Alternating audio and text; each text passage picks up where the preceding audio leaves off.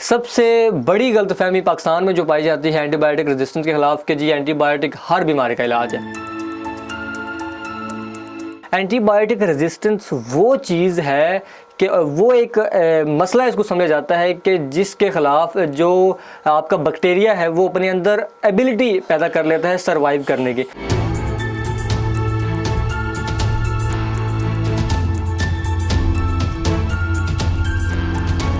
क्या मैसेज देंगे उनको, क्या बचाव के लिए उनको कौन सी ऐसी चीज़ बताएंगे कि हमें इन चीज़ों से बचना चाहिए। अस्सलाम वालेकुम पाकिस्तान, सुनो पंजाब की जानिब से आपका मेज़बान मुताहिर गिल आपकी खिदमत में हाजिर है। आज फिर एक दफ़ा अडील भुट्टा साहब हमारे साथ स्टूडियो में मौजूद हैं। इनसे आज हम बात करेंगे एंटीबायोटिक्स के हवाले से कि एंटीबायोटिक्स क्या होती हैं और उनके जो फ़ायदे हैं वो क्या हैं, नुकसानात हैं वो क्या हैं और क्या क्या चीज़ें ऐसी इंसानों के लिए भी होती हैं, जानवरों के लिए भी होती हैं। तमाम तफसीलात आज इनसे हम एंटीबायोटिक्स के हवाले से जानेंगे। अदील कैसे हैं आप, तबीयत ठीक है आपकी? अल्हम्दुलिल्लाह, आप कैसे हैं? अल्लाह का एहसान है, अल्लाह का शुक्र है। अच्छा, मुझे सबसे पहले आप बताएं कि एंटीबायोटिक्स बेसिकली क्या होती हैं और ये जो काम है वो किस तरह से करती हैं?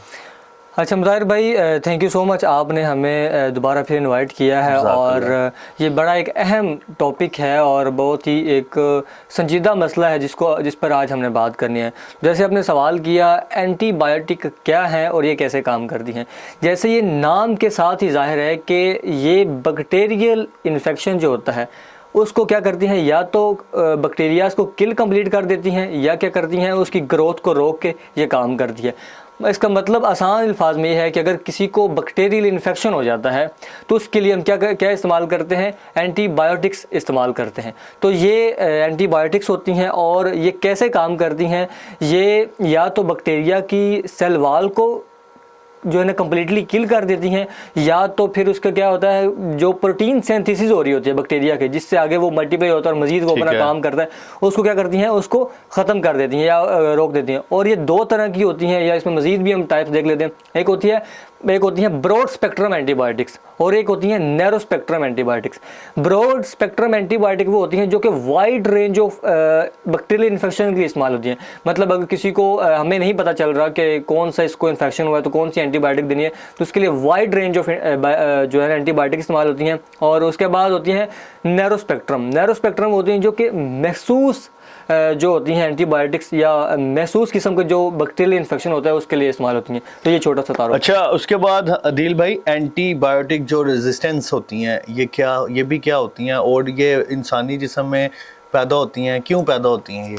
अच्छा, एंटीबायोटिक रेजिस्टेंस आजकल पाकिस्तान में नहीं बल्कि पूरी दुनिया में एक अहम मसला है।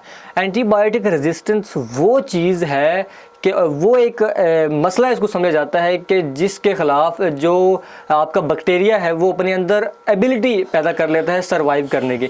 यानी कि अगर आप बहुत सारी एंटीबायोटिक इस्तेमाल कर रहे हैं और बेदरीगी इस्तेमाल कर रहे हैं तो उसमें क्या होगा, आपके कुछ बैक्टीरिया या तो बच जाएंगे और वो ज़्यादा मजबूत हो जाएंगे, तो उसमें एंटीबायोटिक जो है रेजिस्टेंस पैदा हो जाएगी। मतलब आप जितनी मर्जी एंटीबायोटिक इस्तेमाल कर लें तो वो उस बीमारी के खिलाफ जो है ना काम नहीं करेंगे, तो ये एंटीबायोटिक रेजिस्टेंस होती है। अच्छा, कुछ ऐसी बीमारियां जो हमारे जिस्म को लग जाती हैं, इंसानी जिस्म को लग जाती हैं, और वो कौन सी हैं जो एंटीबायोटिक्स के साथ ठीक हो सकती हैं या उसके बगैर भी ठीक हो सकती हैं? अच्छा, ये बड़ा इंपॉर्टेंट सवाल है। वो इसलिए कि हमें ना एक फ़र्क समझना पड़ेगा बैक्टीरियल इन्फेक्शन में और वायरल इन्फेक्शन में। अब बैक्टीरियल इन्फेक्शन वो होता है जो हम एंटीबायोटिक के साथ जो है ठीक कर सकते हैं, और वायरल इन्फेक्शन वो होता है जैसे कि हमें फ्लू हो गया, ज़ुकाम हो गया, ठीक है, नज़ला हो गया, तो ये वायरल की वजह से होता है, किसी भी वायरस की वजह से होता है, तो इसको वायरल इन्फेक्शन कहते हैं। तो आजकल हमारे पाकिस्तान में जो है ना एंटीबायोटिक्स वायरल इन्फेक्शन के लिए भी इस्तेमाल की जा रही है। आप किसी भी फार्मेसी में जाए, उसको अगर कहें कि मुझे नज़ला ज़ुकाम है तो वो आपको मोस्टली जो है ना जो उधर खड़े होते हैं तो वो आपको कहेंगे कि जी एंटीबायोटिक ले लें, या खुद ही बल्कि वो जो होता है ना पेशेंट होता है वो कहते हैं मैं एंटीबायोटिक दें, मुझे नज़ला ज़ुकाम है। तो अगर उधर एक फार्मासिस्ट होगा तो आपको मजीद बताएगा, वो एक अलग बात चली जाएगी। लेकिन अगर आपको वायरल इन्फेक्शन और बैक्टीरियल इन्फेक्शन में फ़र्क पता है तो ही आप जो है एंटीबायोटिक का सही इस्तेमाल कर सकते हैं। और वायरल इन्फेक्शन में मैंने जैसे जिक्र किया कि उसमें सबसे पहली चीज़ क्या आती है, ज़ुकाम और नज़ला वगैरह, तो वो आप उसमें एंटीबायोटिक्स का ना भी इस्तेमाल करें तो आप ठीक हो सकते हैं। अच्छा अदील भाई, ज़राअत और जानवरों के शोबे में जो एंटीबायोटिक है उसका इस्तेमाल इंसानी ज़िंदगी के लिए नुकसानदेह है, क्या उसके असरात पड़ते हैं? जी बिल्कुल। अब इस तरह है कि जैसे ज़ाहिर बात है, कुछ हलाल जानवर होते हैं, हम उनका दूध भी पीते हैं और उनका गोश्त भी खाते हैं।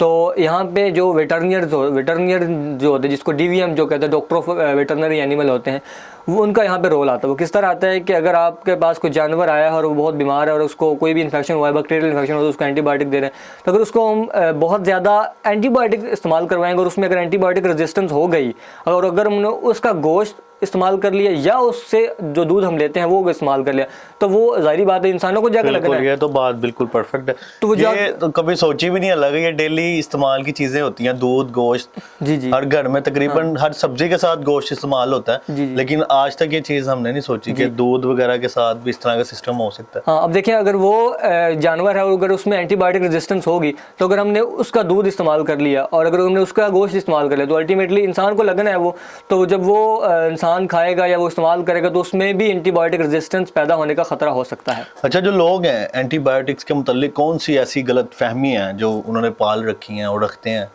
सबसे बड़ी गलतफहमी पाकिस्तान में जो पाई जाती है एंटीबायोटिक रेजिस्टेंस के खिलाफ कि जी एंटीबायोटिक हर बीमारी का इलाज है, ये सबसे बड़ी गलतफहमी पाई जाती है।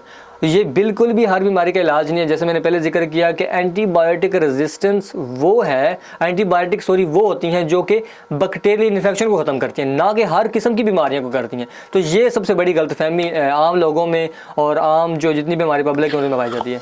अच्छा, इंसानी सेहत पर एंटीबायोटिक के क्या असरात होते हैं?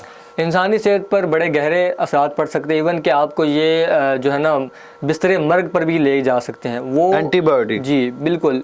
जब आपकी जिस्म में एंटीबायोटिक रेजिस्टेंस होगी तो आप पर कोई भी एंटीबायोटिक काम नहीं करेगी। जब एंटीबायोटिक काम नहीं करेगी तो आपके छोटे छोटे जो इन्फेक्शंस होंगे ना, जैसे फ्लू हो गया, ज़ुकाम हो गया, तो इस तरह भी ये मज़ीद बढ़ते रहेंगे और आपको काफ़ी मल्टीपल जो है ना वो इन्फेक्शन हो सकते हैं। और जब ये होंगे तो आपको ज़ाहिर बात है एंटीबायोटिक काम नहीं करेगा। अगर एंटीबायोटिक काम नहीं करेगी तो आपको जो इन्फेक्शन बढ़ेंगे, अगर इन्फेक्शन बढ़ेंगे तो उसके बाद आपको डिफरेंट जो है मसाइल जन्म लेंगे और उसके बाद आप अस्पताल मुंतकिल हो जाएंगे। और अस्पताल मुंतकिल जो होने के बाद उधर का जो इलाज है वो भी आपको ज़ाहिर बात है महंगा पड़ेगा और उसके बाद जो है मज़ीद आपका इन्फेक्शन जो है वो बढ़ता जाएगा और आप जो है ना अल्टीमेटली आपको मज़ीद ख़तरात जो है लाक हो सकते हैं। तो सर, लास्ट पर आप जो देख रहे हैं लोगों के लिए क्या मैसेज देंगे? उनको क्या बचाव के लिए उनको कौन सी ऐसी चीज़ बताएंगे कि हमें इन चीज़ों से बचना चाहिए? अच्छा, आप सबके लिए यही है कि एंटीबायोटिक का बेदरीग इस्तेमाल ना किया जाए, उसको बिला वजह ना इस्तेमाल करें।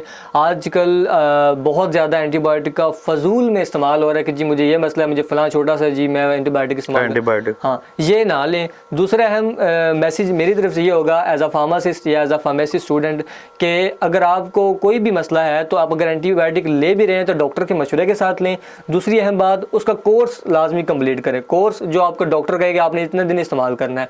तीसरी अहम बात कि अगर आप ठीक हो भी गए हैं और डॉक्टर ने आपको कोर्स कंप्लीट करने का कहा है तो लाजमी जो है ना आप एंटीबायोटिक का वो कोर्स कंप्लीट करें। अगर वो आप नहीं करेंगे तो आपको जब वही इन्फेक्शन दोबारा होगा तो वो वाली एंटीबायोटिक काम नहीं करेगी। वो क्यों नहीं करेगी कि वो बैक्टीरिया जो होते हैं वो अपने रजिस्ट हो जाते हैं और बैक्टीरिया अपने अंदर जो सर्वाइवल जो रेट है वो बढ़ा देते हैं, तो वो दोबारा जो एंटीबायोटिक काम नहीं करेंगे। जी नाजरीन, आज हदील भुट्टा एक दफ़ा फिर हमारे साथ मौजूद थे और आज का जो हमारा टॉपिक था एंटीबायोटिक और एंटीबायोटिक रेजिस्टेंस के हवाले से हमने इनसे बात की है और तमाम तफसीलात आपकी खिदमत में पेश किया। उम्मीद करूंगा कि आज का जो प्रोग्राम है आपको पसंद आया होगा।